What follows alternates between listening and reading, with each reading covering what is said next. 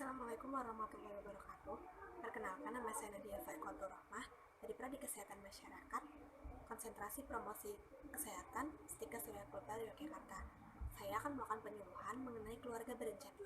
Keluarga berencana atau biasa disingkat KB merupakan suatu program skala nasional untuk menekan angka kelahiran dan mengendalikan pertambahan penduduk di suatu negara. Pasti ada pertanyaan, mengapa melakukan KB? Apa sih manfaat KB?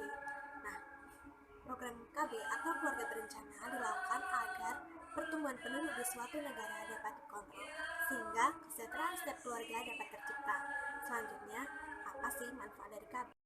Nah, manfaat KB yang pertama yaitu mencegah kehamilan yang tidak direncanakan. Suami istri yang tidak menjalani program KB atau keluarga berencana beresiko mengalami kehamilan yang tidak direncanakan. Misalnya, seorang wanita bisa saja melahirkan ketika anak pertama masih berusia di bawah 1 tahun. Pada kondisi ini, ibu tidak mendapatkan pemulihan yang utuh setelah melahirkan anak sebelumnya. Hal ini bisa berdampak pada kesehatan fisik maupun mental ibu. Selanjutnya, manfaat KB yang kedua yaitu meningkatkan kesehatan ibu dan anak. Kenapa? Karena program kehamilan yang direncanakan dengan matang akan memberikan dampak baik bagi kesehatan ibu dan anak. Selain itu, program KB juga memberikan pengarahan mengenai tindakan atau langkah-langkah untuk menjaga kesehatan ibu dan bayinya, baik sebelum melahirkan maupun sesudah melahirkan. Manfaat yang ketiga yaitu meningkatkan kesejahteraan keluarga. Dalam hal ini, banyak orang tua kurang mengurus anaknya apabila anaknya terlalu banyak, karena mereka lebih fokus kepada pekerjaan mereka guna mencukupi kebutuhan keluarga, sehingga kasih sayang yang tercurah untuk anaknya berkurang. Dalam hal ini dapat menyebabkan anak sulit dikontrol. Manfaat yang keempat yaitu dapat meningkatkan kecukupan ASI dan pola asuh yang baik bagi anak. Dengan program KB, suami istri dapat merencanakan waktu kehamilan dengan tepat. Hal ini erat kaitannya dengan kecukupan ASI dan pola asuh anak. Idealnya, jarak antara anak pertama dengan anak kedua yaitu antara 3 hingga 5 tahun.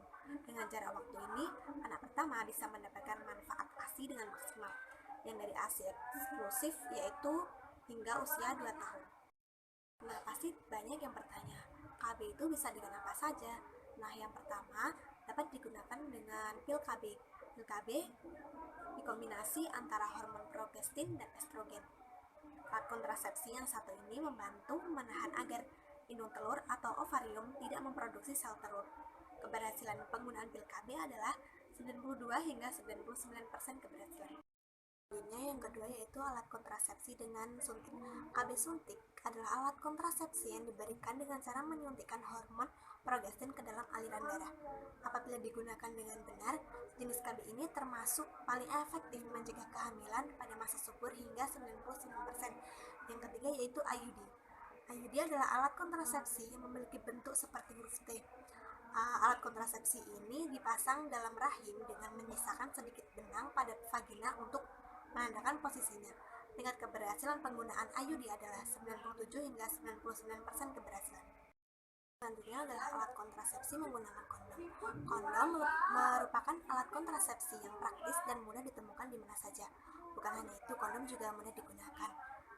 Meski lebih umum, kondom digunakan untuk pria, namun kondom untuk wanita juga ada. Nah, tingkat keberhasilan dari penggunaan kondom ini adalah 80 hingga 95% keberhasilan. Selanjutnya ada KB menggunakan implan. KB implan adalah alat kontrasepsi jangka panjang yang digunakan oleh wanita. Di Indonesia sendiri, KB implan ini juga disebut sebagai KB susuk. Alat kontrasepsi ini berbentuk menyerupai tabung plastik kecil dan fleksibel yang berisi hormon untuk mencegah kehamilan.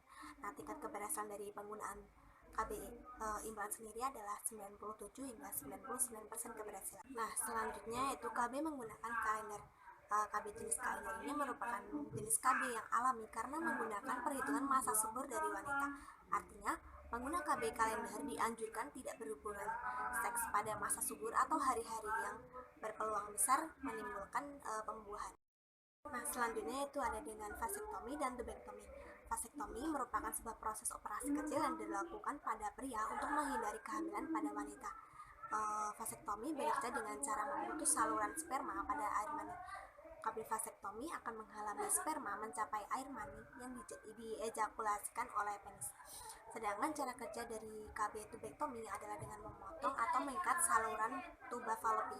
Nah, tingkat keberhasilan dari KB vasektomi dengan tubektomi adalah 99% berhasil. Nah, mungkin itu yang dapat saya sampaikan mengenai KB, dari apa itu KB, kemudian mengapa melakukan KB, manfaat KB, dan yang terakhir adalah jenis KB yang dapat dilakukan. Kurang dan lebihnya saya mohon maaf. Wabillahi taufiq wal hidayah. Wassalamualaikum warahmatullahi wabarakatuh.